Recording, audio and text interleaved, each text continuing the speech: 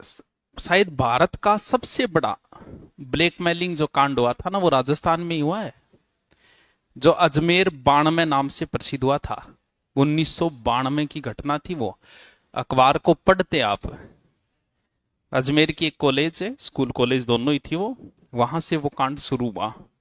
नफीस चिश्ती, सलीम चिश्ती, ऐसे करके 6 लोग थे उसमें, मैन अभियुक्त 6 थे। लड़की को जैसे तैसे फंसाया, फिर उसकी फोटो खींची। उस समय सिर्फ फोटो ही होता था, 30 साल पहले की बात है, तो सो सिर्फ कैमरे की फोटो होती थी। फोटो खींच के फिर बोले अब तू तेरी सहेली को लेके आ। ऐसे करके वो सिलसिला चला। 250 लड़कियों का बलात्कार हुआ। 250 का तो ऑन रिकॉर्ड है उसके अंदर। अब धीरे धीरे क्या हुआ, एक लड़की ने सुसाइड की। अब वो जो मैन था वो उस समय के अजमेर यूथ कांग्रेस का अध्यक्ष था। तो एक तो राजनीतिक मामला, दूसरा धर्म का भी, हिंदू मुसलमान बनने का डर भी।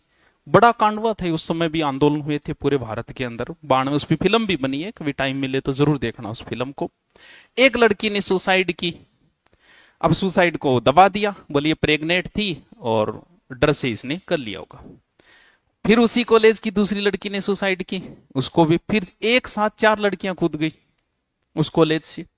फिर भी मामला मुख्यमंत्री तक, उस समय शायद भैरों सिंह शेखावत थे मुख्यमंत्री, बाद में बदले थे, भैरों सिंह शेखावत थे। एक पत्रकार ने इस मामले को उठाया था और अब जाके यानी 12 लड़कियों ने केस दर्ज किया था 250 में से। 250 तो ऑन रिकॉर्ड। उसमें हुआ क्या कि एक ही स्टूडियो था, वो फोटो खींचते, स्टूडियो वाले को देते। उस समय आपको नहीं पता, 10 साल पहले पंजाब केसरी अखबार में एक शानदार अखबार आता था, लोग वेट करते थे उसका। और उस समय ऐसी फोटो मिल जाए, लोगों को चाहिए क्या। अब वो स्टूडियो वाले ने भी बेचनी शुरू कर दी। जो भी वो लड़की की फोटो देखे, लोगों ने ये काम करना शुरू कर दिया। यानी बहुत बड़ा कांड हुआ था ये इसके अंदर।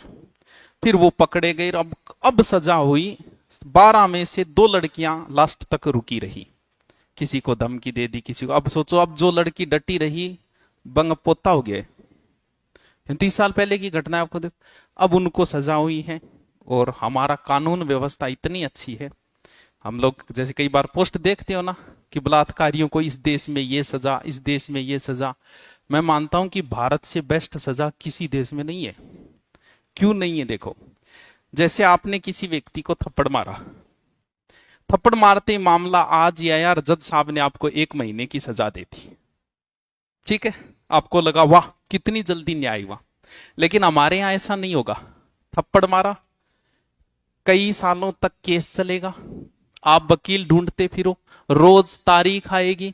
कुछ केस में आपको जोधपुर जाना पड़ेगा 15वें दिन, वकीला ढूंढो, रुपया लागो, 10 साल बाद 1 महीने की सजा हुई। बताओ कौन सा व्यवस्था अच्छी है, बताओ। ये हमारे वाली यहां क्या है, एक दिन में क्या बलात्कार किया, अगले दिन फांसी मिल गई, क्या फायदा।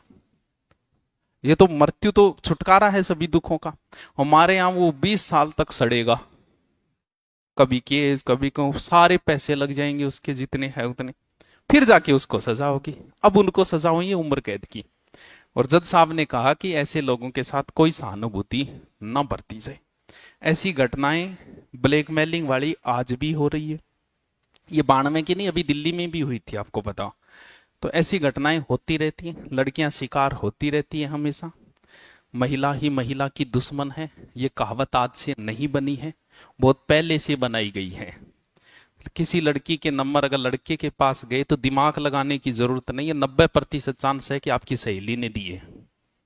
90% यही मिलेगा।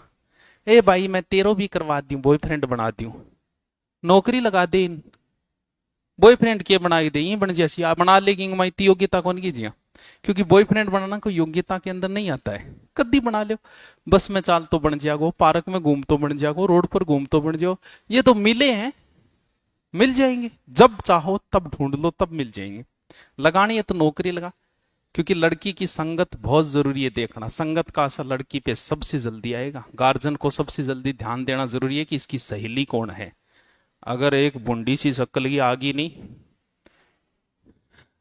भेज देगी रास्ता में।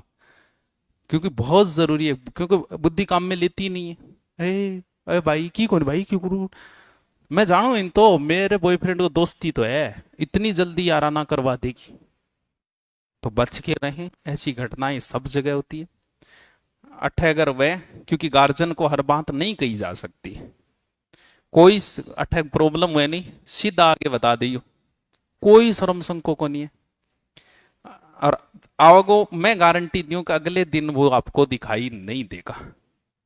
ऐसी एक दो घटना हुई तो जी ही आए बोल गुरु जी वो छोड़ो छेड़े, क्योंकि सबसे अच्छा तरीका है मोबाइल।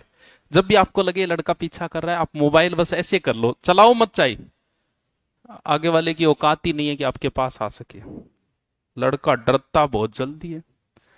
जका है फब्दी का सैनी छोरिया जाता, जग दिन छोरी सामने होगी नहीं, सच बताऊं आपकी दूसरा शब्द नहीं निकलेगा, आ कहना पड़ेगा तन थोड़ी को मेरे भाई लन कहो। बस में छेड़ रहा है, अगर लड़की सामने हो गई ना, लड़की तब तक रुकी हुई है जब तक आपके सामने नहीं होती।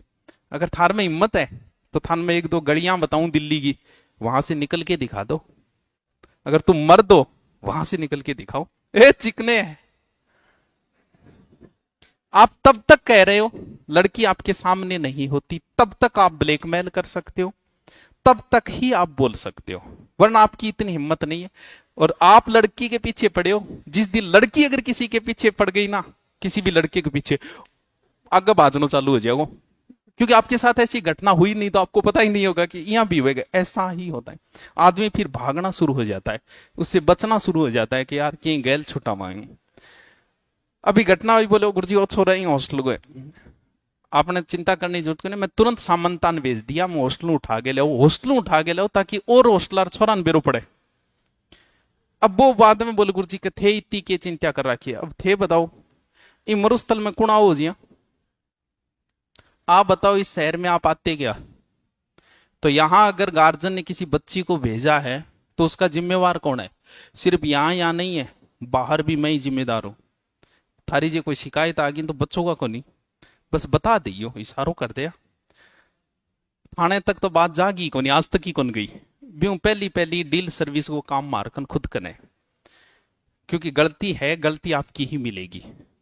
ये लड़की की तरफ से शिकायत नहीं मिलती है, उसे प्रकृति ने ऐसा बनाया है, तभी तो बहलाया फुसलाया, बहलाए तो थे ये। तो जब भी कोई वे शंका करने की जरूरत नहीं, आज भी लड़कियां ब्लैकमेल की शिकार हो रही है, एकदम सत्य बात है, यहां भी हो रही होगी, कोई बड़ी बात नहीं। फिर भी छोटा क्षेत्र है, कई करे देखे, मैं खुद भी देखूं, काला काच कर लिया, लगभग गाड़ियां तो काला काच हो गया हमारे तारनगर में, पहले नहीं थे, कर रहे हैं तो भाई थार खाते रहेंगे, ना खाऊंगा ना खाने दूंगा, बेरो पड़ गयो तो बता दे करो, कोई संके वाली बात नहीं है। गार्जियन को हर बात नहीं बताई जा सकती, मान बता दिया इलाज पूरा हो जाएगा। क्योंकि अगर लड़की थारे सामने होगी नहीं, उस थारे रमान है, ब्लैकमेल कर ही नहीं सकता। लड़की को अगर कानून का पता हो, उसे कोई ब्लैकमेल कर ही नहीं सकता, क्योंकि थारा भी तो। लेकिन कुछ गलतियां लड़की खुद भी करे, ये फोटो देख के डिलीट कर देना, आज तक तो कोई छोरा करी को नहीं,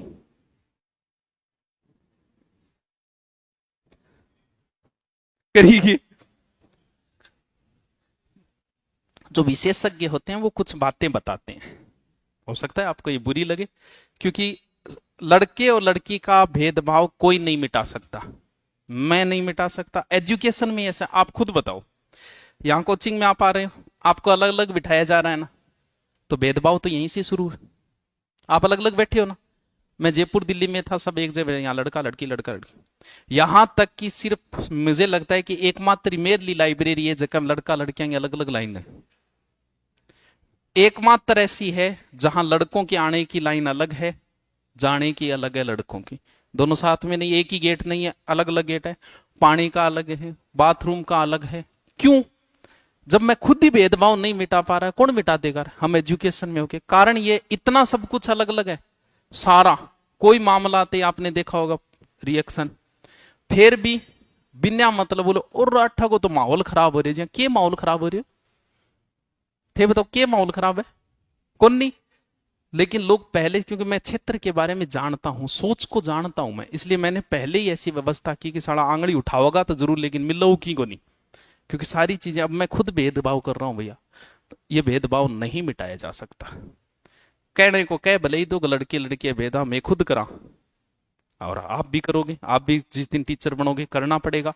क्यों? क्योंकि समाज बिना मतलब अगर एक जगह बिठा दें, क्या कहेगा लोग, जबकि सारी चीजें अलग है, फिर भी बक्कड़ ने बोल दी तो कोई समस्या हुए थारत की डांग की समस्या हुई, कोई समस्या बता दे।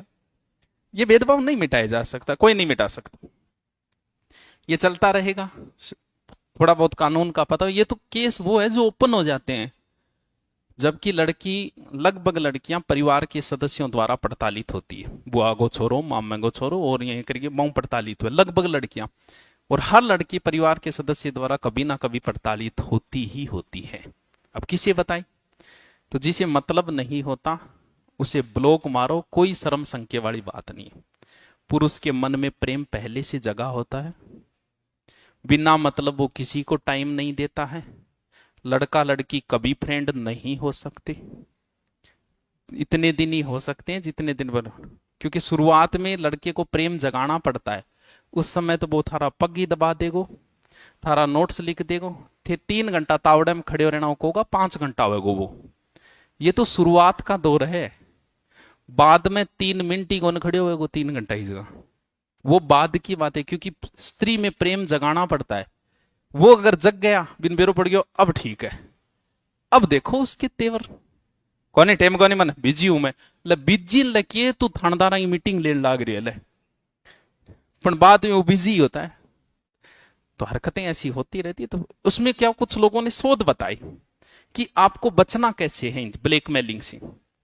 पहला होटल, उन्होंने ये बताया, कुछ लोगों ने, जो बड़े लोग हैं जो लड़के लड़कियों को गाइड करते हैं, ऐरे गहरे होटल में जाने का मतलब आप खुद कभी भी ब्लैकमेल के शिकार हो सकते हो।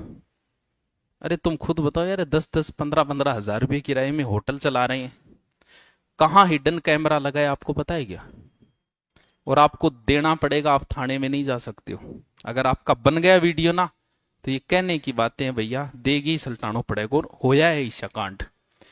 जाओ कभी हो, कोई बात नहीं, पैसे हो भले 12 महीने में एक बार ही जाना, अच्छे होटल में जाओ, आईडी दो, क्योंकि जिस व्यक्ति ने 30 करोड़ रुपए होटल में लगा रखे है ना, वो आपको ब्लैकमेल नहीं करेगा कभी।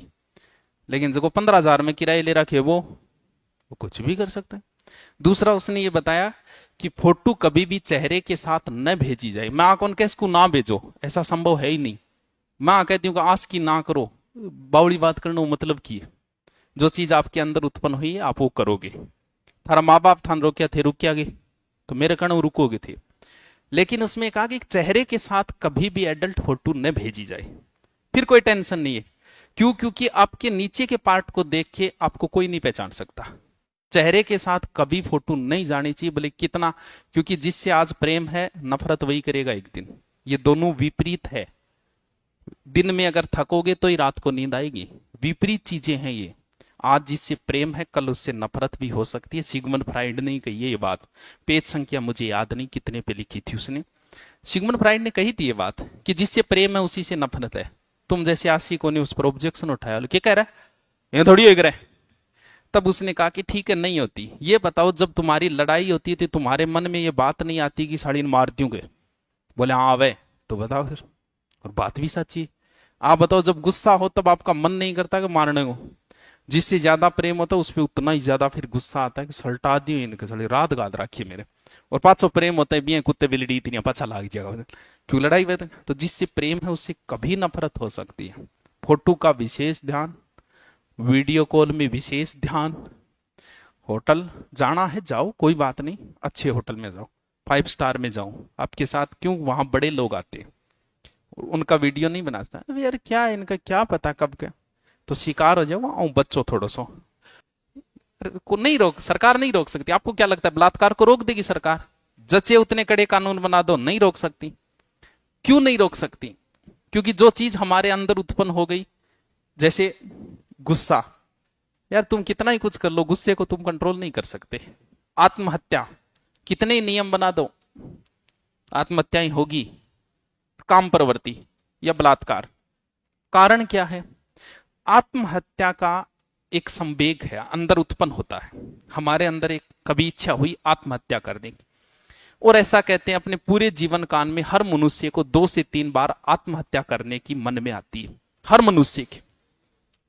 अब वो आत्महत्या वाली जैसे ही आपके अंदर उत्पन्न हुई सुसाइड करने की किसी बात पे, उस समय अगर आपको सिचुएशन मिल गई, क्योंकि हमें स्कूल में कभी पढ़ाया नहीं गया कि आत्महत्या का विचार आए तो हमें क्या करना चाहिए। अब जैसे ही आपके मन में आत्महत्या का विचार आया, आप ऐसे सोते हो, आत्महत्या विचार आए और ऊपर पंखो दिखे, सिचुएशन मिल गई आपको, घर पे कोई है नहीं, सिचुएशन मिल गई, गालियो दुपट्टो टंगी। आत्महत्या के समय, उसी समय अगर आपको सिचुएशन मिल गई तो आप आत्महत्या कर लोगे। और आपने उस बात को कि चलो कल कर लेंगे, सुसाइड ही तो करनी है, आप आत्महत्या नहीं करोगे। इसीलिए आप देखो कोटा के अंदर हॉस्टल का एक रूल है कि ये पंखे नहीं लगा सकते हॉस्टल में, क्योंकि ये आत्महत्या करने के तुरंत विचार आ जाता है देखते वहां कौन से फैन लगेंगे, या तो एसी लगाओ या फिर वो फैन लगाओ, ये फैन आप हॉस्टल के अंदर नहीं लगा सकते। अकेले बच्चे को नहीं रहने दिया जाएगा, क्योंकि आपके साथ कोई है तो आप सुसाइड नहीं करोगे, घर के अंदर सुसाइड के कम चांसेस होते हैं।